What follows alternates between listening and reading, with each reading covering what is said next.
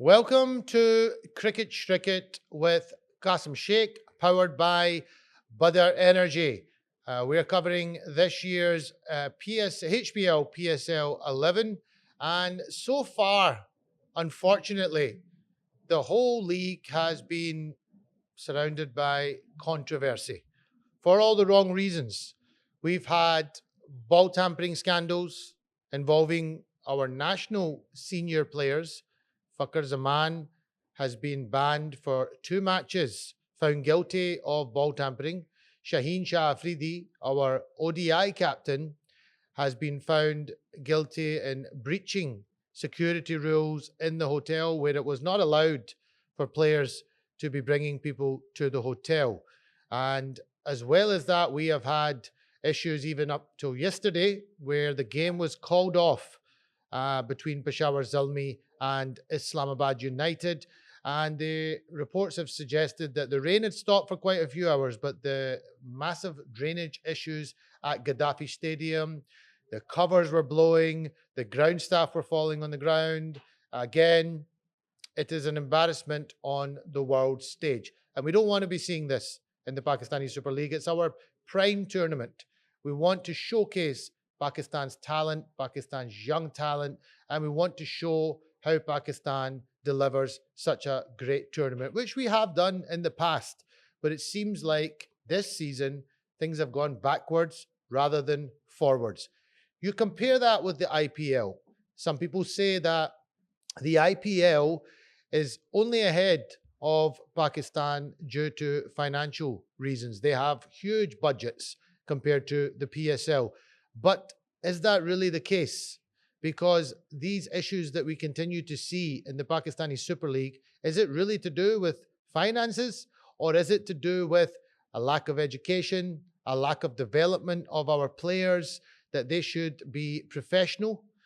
Our domestic structure, is it as strong as it should be? You compare that with the BCCI and their domestic structure. Only, a few days ago, somebody was talking to me about the fact that 4-day cricket is played from school level in India, all the way up to first class level and then at test cricket level.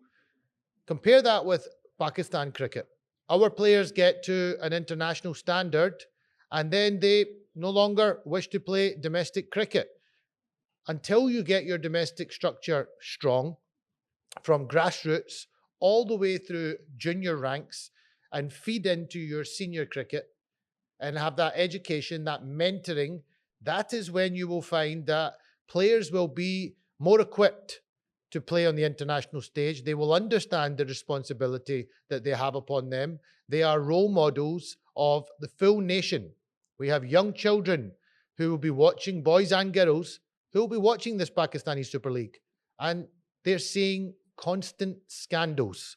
We've had a tweet from Naseem Shah where he criticized the regime. Mariam Nawaz had come to visit the ground, and obviously Naseem Shah had tweeted, or he has said that his management tweeted, saying that, why is she treated like the Queen at Lord's? If you compare that to, say, a Ben Stokes tweeting about the royal family in the UK, I can understand that that would have a very negative impact. And he has been given a 20 million rupees fine for this. Do I think that that fine is rather excessive? Yes, I do. However, will somebody else make the mistake again of sending a tweet like that? I don't think so. Because when there's that kind of financial punishment, you'll think twice about doing it. But you compare that with 𝐂𝐫𝐢𝐜𝐤𝐞𝐭, who was banned for 2 matches for being found guilty of ball tampering, 24 cameras on him. He has claimed that he is innocent. He did not tamper the ball, but the cameras suggest otherwise. And he has been banned for 2 matches. 2-match ban. Is that enough? You compare that with the Sandpaper Gate scandal that involved Bancroft, David Warner, Steve Smith. They 3 players were publicly shamed on national press and world press, and they were all given a 1-year ban.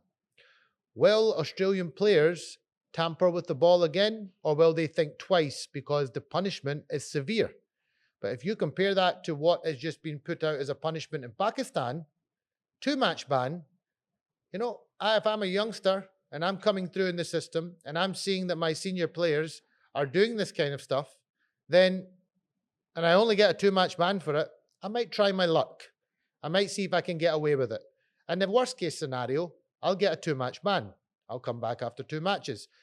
So the comparison of the treatment of Naseem Shah compared to players being found of breaching security rules, players breaching and cheating on the pitch is something that I think needs to be looked at. It needs to be balanced, and all players need to face punishment correctly for if they've been found to be misbehaving like this on the pitch, especially, I think, because we are playing this game. There should be fairness at the forefront. There should be sportsmanship at the forefront, and there should be professionalism at the forefront as well.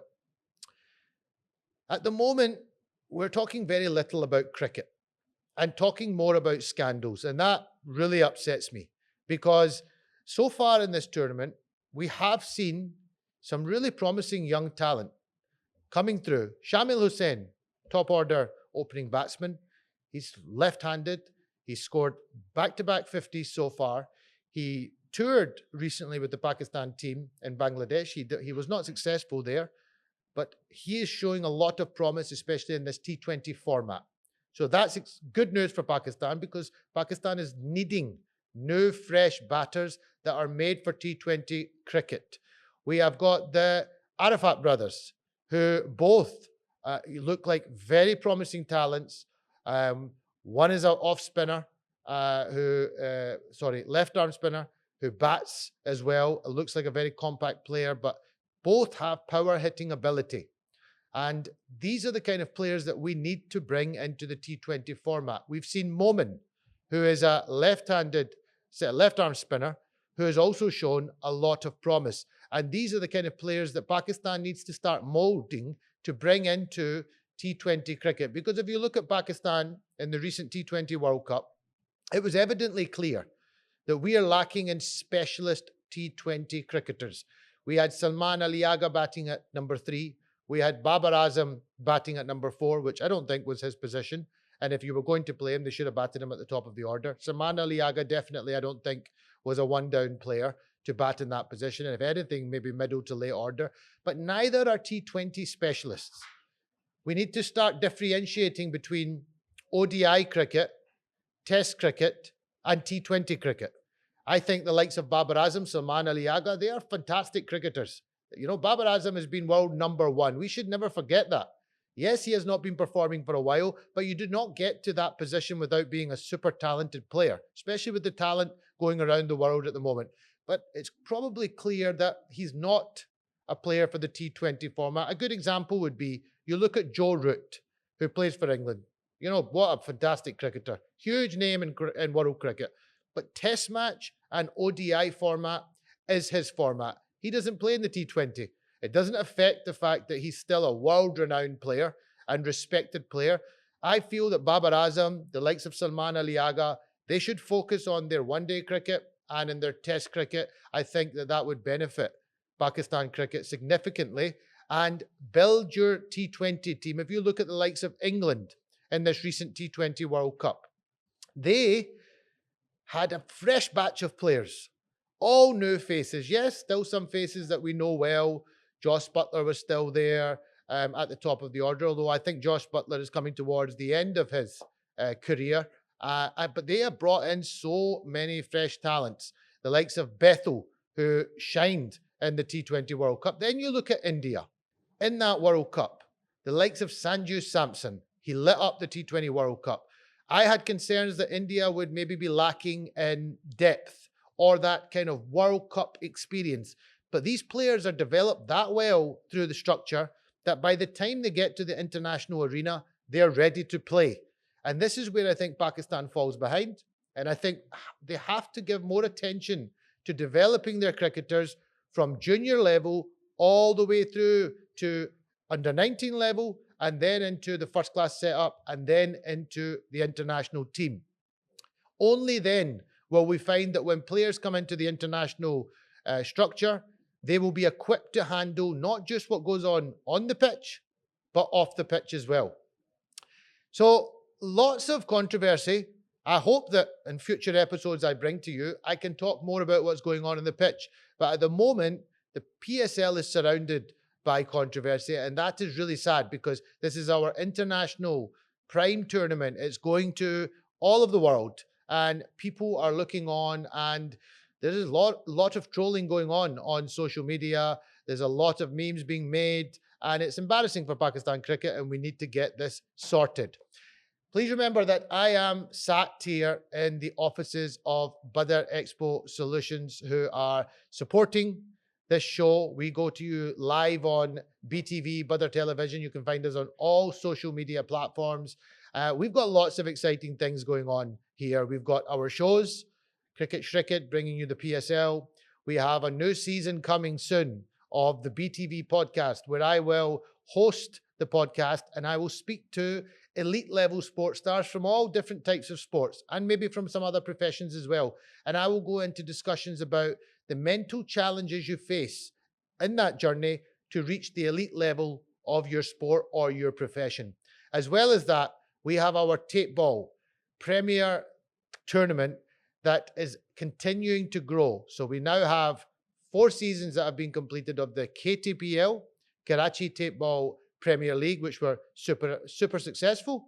And then in December, Zuhair Nasir, CEO of Badar Expo Solutions, launched the first edition of the Pakistani Tape Ball Premier League, which seen us having teams from all over Pakistan. And even more exciting for me personally as well, equality, women empowerment is at the forefront of everything we do here. We also launched the first edition of the Women's Tape Ball Premier League, and I give a massive shout out to Sadia Sheikh, who did a lot of work in getting that up off the ground. We had 4 teams. It was wonderful to see the girls coming to the ground. They got the opportunity to play on Geo Super, our main broadcaster for it. They were going on 𝐂𝐤𝐤𝐞𝐿, and they were being showcased all around the world. I think to around 115 countries the coverage was going. So I say well done to our management here, our leadership.